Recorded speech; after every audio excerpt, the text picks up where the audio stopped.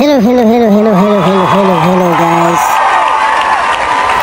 Ano po yung araw ng Biyernes, so last day, day off bukas, day off. So nandito tayo sa ilog. Ito guys, ayan guys, binudburo ko siya ng pagkain. Ayun lumulutaw. Yung mga lumulutaw na puti,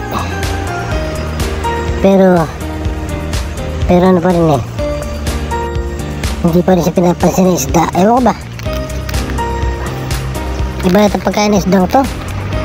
Ay yata rin na ginawang pagkain lang. Gusto niya sa ilalim ng tubig.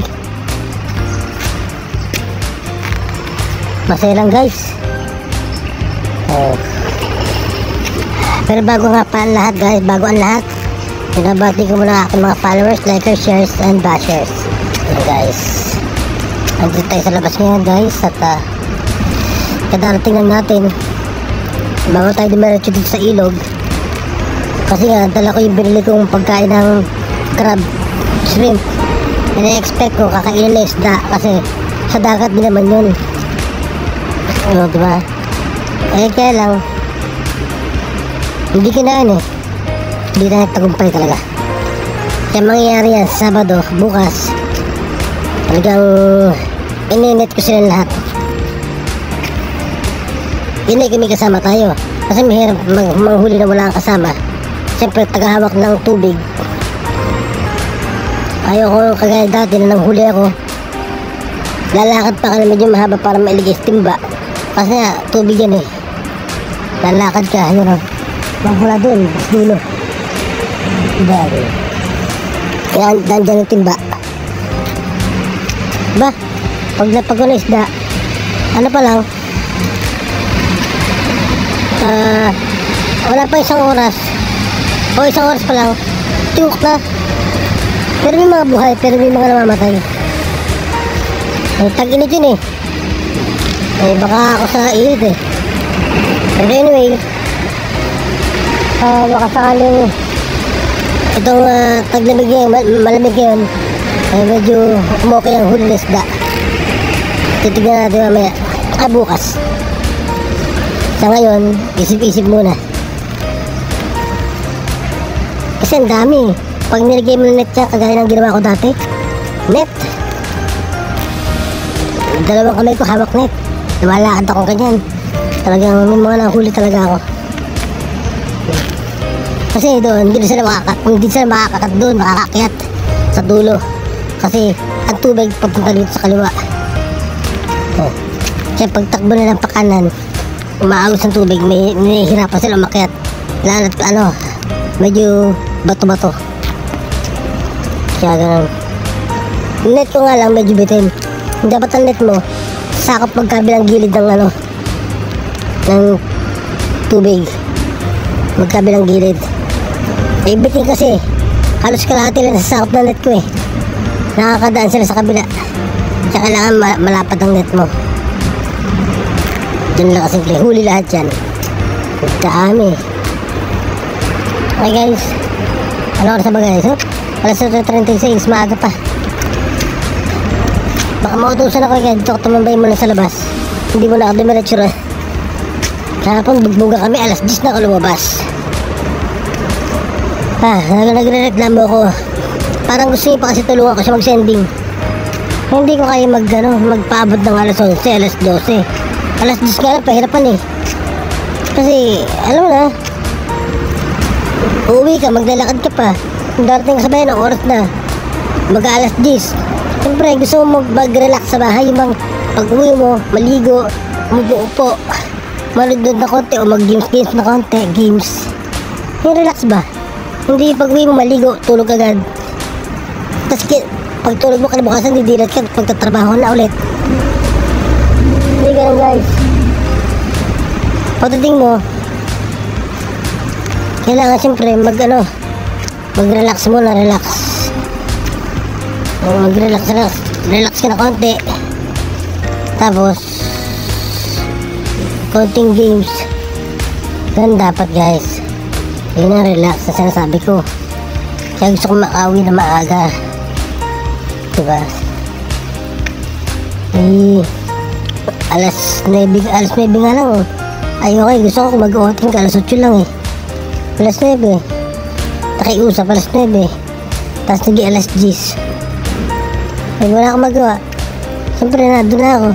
Alam mo naman ako pag tinanong ako, parang alangan ako sumagot ng hindi pwede o ayoko. Ano ka ba? Pero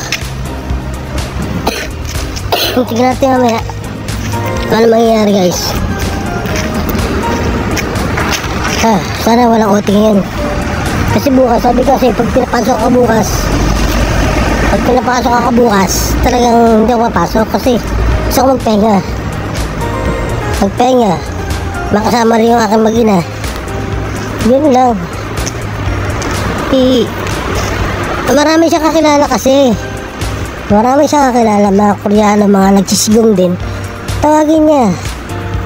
Natatawag na nga yung kulot ang buhok eh. Para mag-sending, nagsending nga kahapon eh, saka isang naadyo siya eh. Tumulong mag-sending eh. Tawagin niya. Ayaw niya kasi magbayad ng malaki. Diba? Yun ang andun eh. Pag Koreano tinawag niya, malaki babayaran niya. Sa Alba. Pero pag kagaya ko, alam mo na, binabarat. Kaya iwas muna tayo.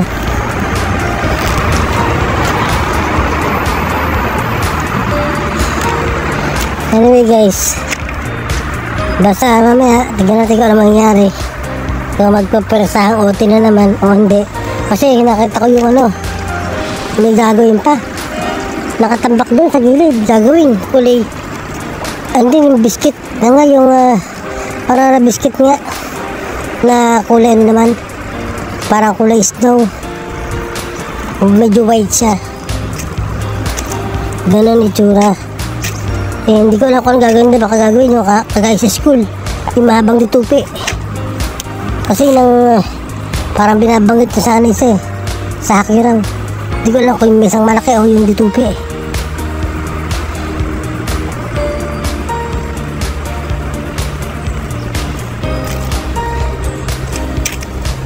May binabanggit sa kahapon, eh hindi ko maintindihan.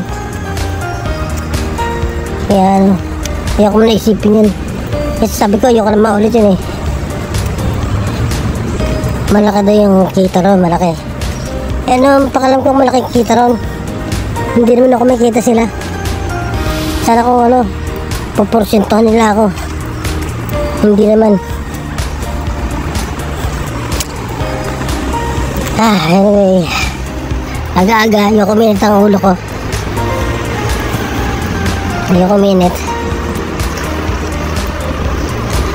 Okay guys,